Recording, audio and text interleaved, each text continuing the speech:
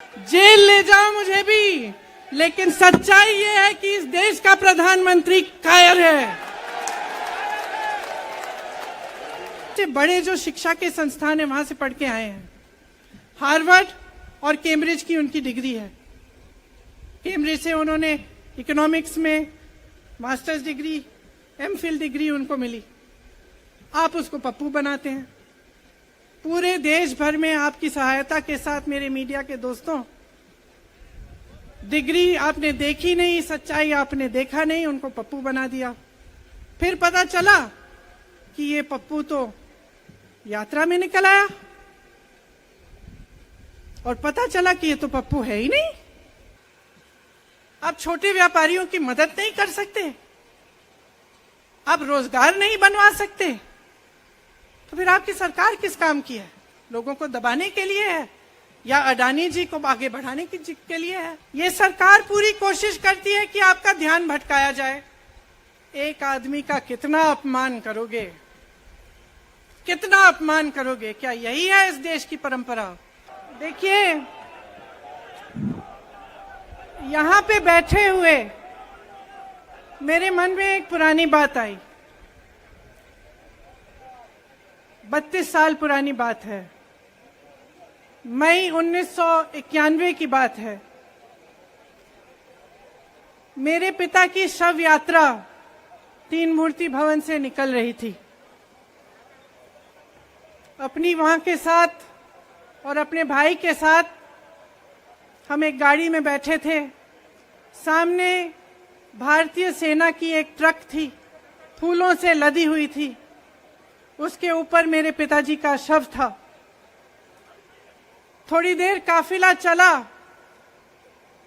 5-10 minute चला, फिर राहुल कहने लगे मैं उतरना चाहता हूं। तो मां ने मना किया। उस समय सुरक्षा का भी बहुत वो था, तो मां ने कहा नहीं, तुम उतर नहीं सकते। राहुल ने जिद की, नहीं मैं उतरूंगा। मैंने मां से कहा मां उतरने दो। राहुल गाड़ी से उतरा, उस सेना की ट्रक के पीछे खड़ा होके चलने लगा और तीन मूर्ति से लेके कड़ी धूप में अपने पिता के जनाजे के पीछे पीछे पैदल चलते चलते चलते चलते यहां पहुंचा। इस जगह से कुछ 400-500 गज दूर यहां पर मेरे शहीद पिता के अंतिम संस्कार मेरे भाई ने किए।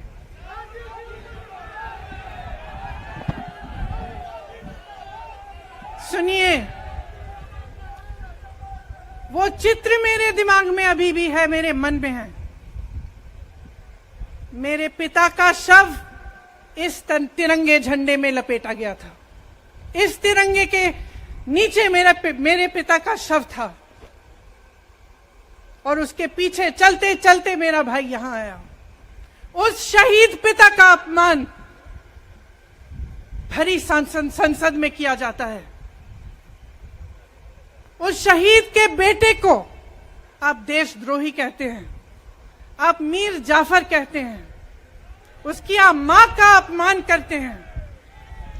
आपके मंत्री मेरी मां का अपमान भरी संसद में करते हैं। आपके एक मुख्यमंत्री कहते हैं कि राहुल गांधी को पता भी नहीं है कि उनका पिता कौन है। आपके प्रधानमंत्री भरी संसद में खड़े होकर कहते हैं कि ये परिवार नेहरू नाम को इस्तेमाल क्यों नहीं करता। पूरे परिवार का अपमान करते हैं। कश्मीरी पंडित समाज के रिवाज का अपमान करते हैं, जिसके तहत एक बेटा अपने बाप के मरने पर पगड़ी पहनता है, परिवार की परंपरा को आगे बढ़ाता है। लेकिन आप पर कोई मुकदमा नहीं होता, आपको 2 साल की कोई सजा नहीं मिलती, आपको जेल की सजा नहीं मिलती, आपको संसद से कोई बाहर नहीं निकालता, आपको मना नहीं करता कि 8 सालों के लिए आप चुनाव नहीं लड़ सकते। क्यों? मैं पूछना चाहती हूं क्यों आज तक हम चुप रहे हैं। हमारे परिवार का अपमान करते गए। मेरे भाई ने क्या कहा? संसद में वो मोदी जी के पास गए और उनसे गले लगे। मेरे भाई ने कहा मैं आपसे नफरत नहीं करता हूं, मेरे दिल में आपके लिए कोई नफरत नहीं है, हमारी विचारधारा अलग है, लेकिन हमारी नफरत की विचारधारा नहीं है।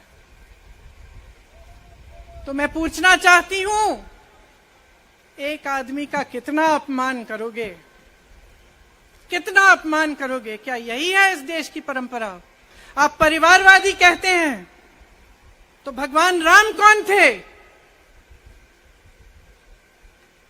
भगवान राम को वनवास में भेजा गया, उन्होंने अपने परिवार, अपनी धरती के प्रति अपना धर्म निभाया। क्या भगवान राम परिवारवादी थे? क्या पांडव परिवारवादी थे कि वो अपने परिवार की संस्कारों के लिए लड़े? और हमें क्या शर्म आनी चाहिए कि हमारे परिवार के सदस्य शहीद हुए इस देश के लिए, कि इस झंडे में उनका खून है, इस धरती में उनका खून है, इस देश के लोकतंत्र को मेरे परिवार के खून ने सींचा है। और जो सोचता है कि हमें अपमानित करके हमें डराएंगे, हमें धमकाएंगे, जो सोचता है कि तमाम एजेंसियों को लगाकर हम पे छापे मारकर हमसे कुछ भी कर ले, हमको हमें डराएंगे, वो गलत सोचते हैं। हम डरने वाले नहीं हैं।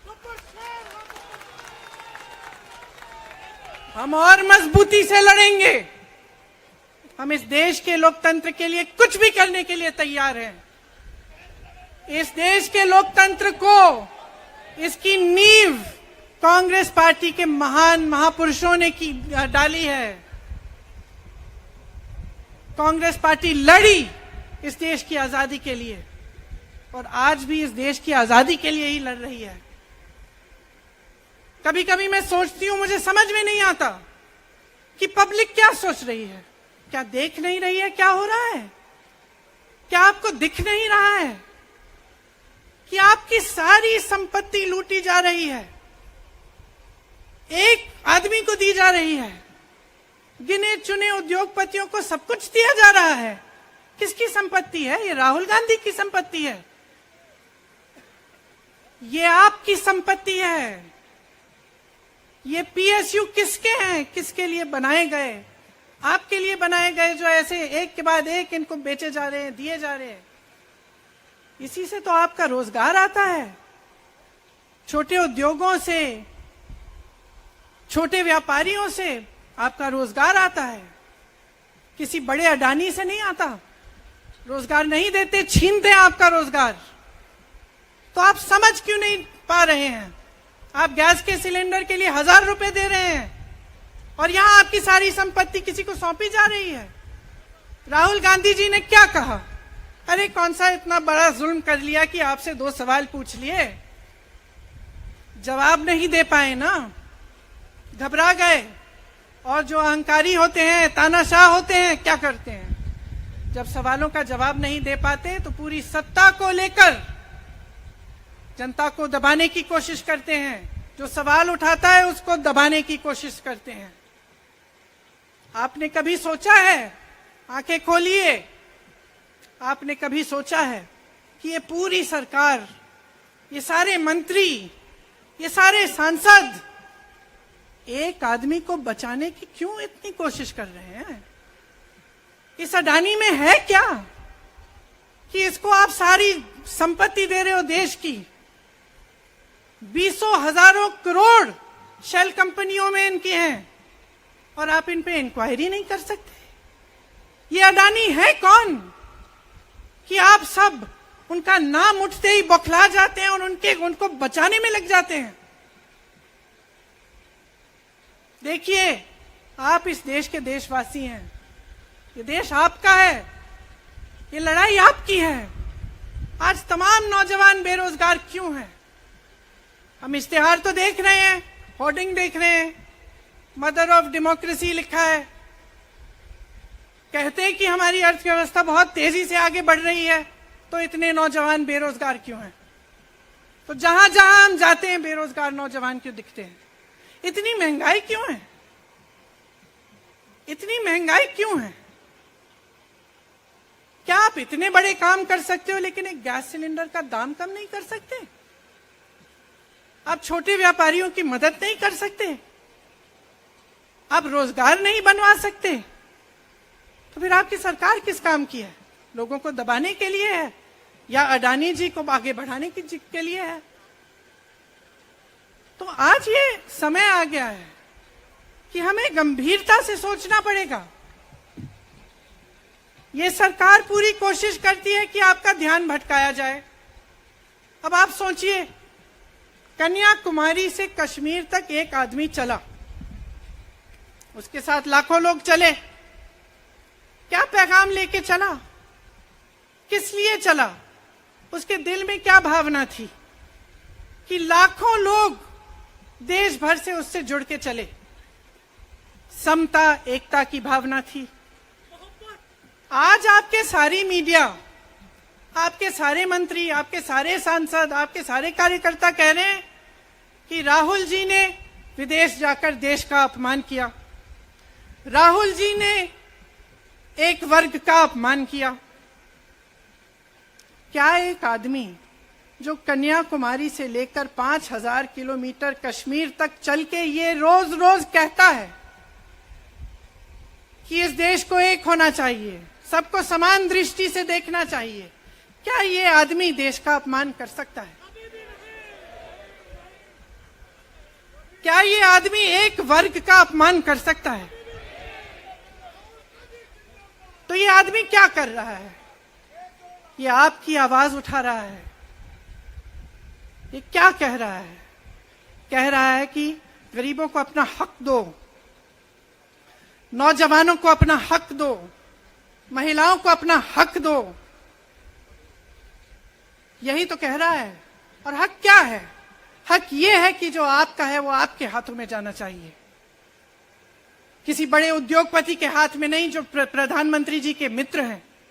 ये है आपका हक। उसी हक की लड़ाई लड़ रहा है। तो आप समझिए, ये एक इंसान की बात नहीं है, ये एक राहुल गांधी की बात नहीं है, ये पूरे देश की बात है। जब हम कहते हैं लोकतंत्र को बचाना है, तो हम किस बात की को बचाने की कह रहे हैं? क्या कह रहे हैं हम? लोकतंत्र क्या होता है? खुल के जवाब मांगो, सवाल उठाओ। यही तो लोकतंत्र है कि आपको कोई आपत्ति है, कोई समस्या है, आप किसी के पास जाकर अपना हक मांग सकते हैं। आप कह सकते हैं, भाई हमारे लिए ये क्यों नहीं किया? इतनी महंगाई क्यों है? हमारे लिए रोजगार क्यों नहीं बनाए? लेकिन आज यही हक आपसे छीना जा रहा है और आपका ध्यान इधर उधर भटकाया जाता है और इतनी चीजों को फैलाया जाता है जो सच नहीं है, झूठों को फैलाया जाता है। आप सोचिए, राहुल गांधी दुनिया के सबसे बड़े जो शिक्षा के संस्थान है वहां से पढ़ के आए हैं। हार्वर्ड और कैम्ब्रिज की उनकी डिग्री है। कैम्ब्रिज से उन्होंने इकोनॉमिक्स में मास्टर्स डिग्री, एमफिल डिग्री उनको मिली। आप उसको पप्पू बनाते हैं। पूरे देश भर में आपकी सहायता के साथ मेरे मीडिया के दोस्तों, डिग्री आपने देखी नहीं, सच्चाई आपने देखा नहीं, उनको पप्पू बना दिया। फिर पता चला कि ये पप्पू तो यात्रा में निकल आया और पता चला कि ये तो पप्पू है ही नहीं। इसके साथ तो लाखों लोग चल रहे हैं। ये ईमानदार भी है, ये सब बातों को समझता भी है, ये जनता के बीच जा रहा है, जनता की समस्याओं को सुन रहा है, तो जनता इसके साथ चली जा रही है। तो घबरा गए कि राहुल गांधी ने संसद में वो सवाल उठाए जिनका उनके पास जवाब नहीं है।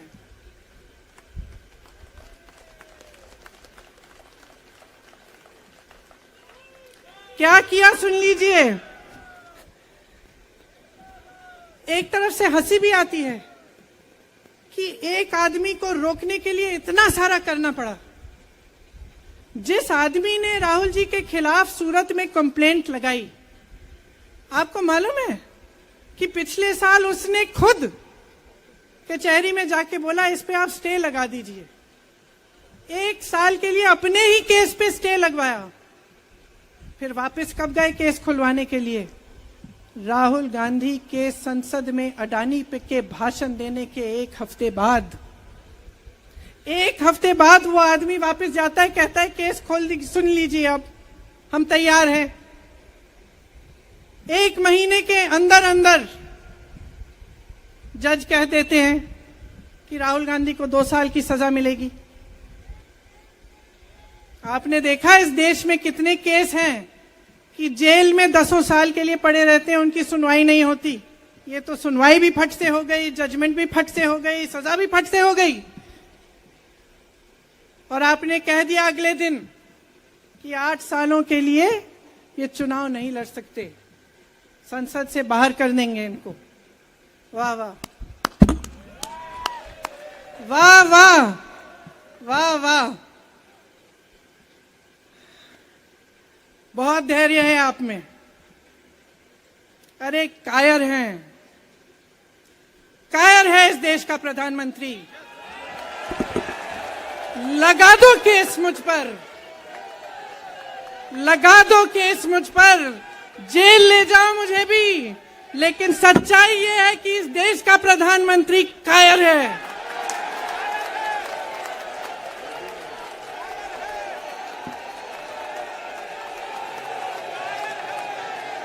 अपनी सत्ता के पीछे छुपा हुआ है,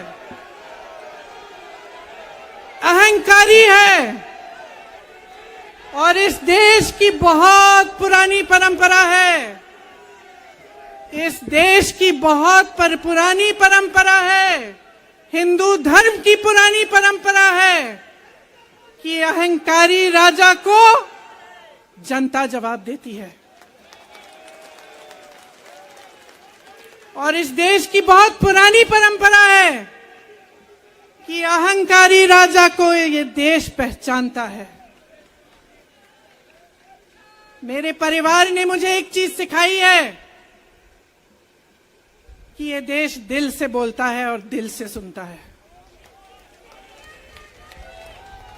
ये देश सच्चाई को पहचानता है।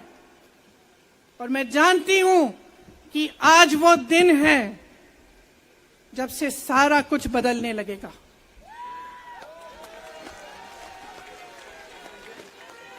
मेरे मीडिया के साथियों, मैं आपसे कहना चाहती हूं, बहुत हो गया है, बहुत हो गया है। मैं जानती हूं आप पर कितना दबाव है। मैं जानती हूं कि आपको लाइन भेजी जाती है कि आज आपको ये कहना है, आज आपको ये लिखना है। लेकिन आपकी एक बहुत बड़ी जिम्मेदारी है। आज लोकतंत्र खतरे में है। अगर सरकार सवाल उठाने वाले को 8 सालों के लिए संसद से निकाल सकती है, अगर कह सकती है कि तुम्हें चुनाव लड़ने की ही इजाजत नहीं है, तो बहुत गड़बड़ है, बहुत गलत हो रहा है। और ये लोकतंत्र के लिए ठीक नहीं है, ये इस देश के लिए ठीक नहीं है। जब आप पत्रकार बने, शुरू में जब आप काम के लिए आए, तो आपके दिल में भी ये होगी बात कि देश के लिए मैं सच्चाई बोलूंगा, मैं सच्चाई बोलूंगी। आज आप बोल नहीं पा रहे हैं, हिम्मत करिए, खड़े हो जाइए आप भी। और जैसे खड़गे जी ने कहा कि तमाम पार्टियों ने आज अपनी आवाज उठाई है, उनका हम सब धन्यवाद देते हैं। और हम सबको एक होना पड़ेगा। इसलिए होना पड़ेगा क्योंकि आज ये देश खतरे में है। आज इस देश की सारी संपत्ति एक आदमी को सौंपी जा रही है और उस आदमी को बचाने के लिए पूरी सरकार खड़ी हो जाती है। बहुत गलत हो रहा है। अगर आज मेरे भाइयों और बहनों आप इसको पहचान नहीं पाएंगे तो इस देश को बहुत खतरे में डाल देंगे। इसीलिए यहां खड़े हुए महात्मा गांधी जी की समाधि के कुछ ही गज दूर खड़े हुए मैं आपको याद दिलाती हूं कि कितनों ने इस देश के लिए अपना खून बहाया है, कितनों ने इस देश की धरती, इस देश की आजादी के लिए अपना खून बहाया है। ये अफसर हैं यहाँ तैनात खड़े हैं, इसी तरह से इनके भाई सरहद पे खड़े होते हैं हमारे लिए, आज भी अपना खून बहा रहे हैं। क्या इसके लिए? क्या अडानी जी के लिए? कि अपने देश के किसान के लिए, अपने देश के गरीब के लिए, अपने देश के छोटे व्यापारियों के लिए, महिलाओं के लिए, अपने बच्चों के भविष्य के लिए हम सब अपनी जान देने के लिए तैयार हैं। तो मैं आपसे आग्रह करती हूं, मेरे देशवासियों, आंखें खोल लो, समय आ गया है, डरो मत। राहुल गांधी के शब्दों में डरो मत, इनका सामना करने का समय आ गया है। एकजुट हो जाओ, सामना करो, इस देश की सच्चाई को उभारो, इस देश की एकता को बनाए रखो और इस देश को आगे बढ़ाओ। जय हिंद, जय हिंद, जय हिंद।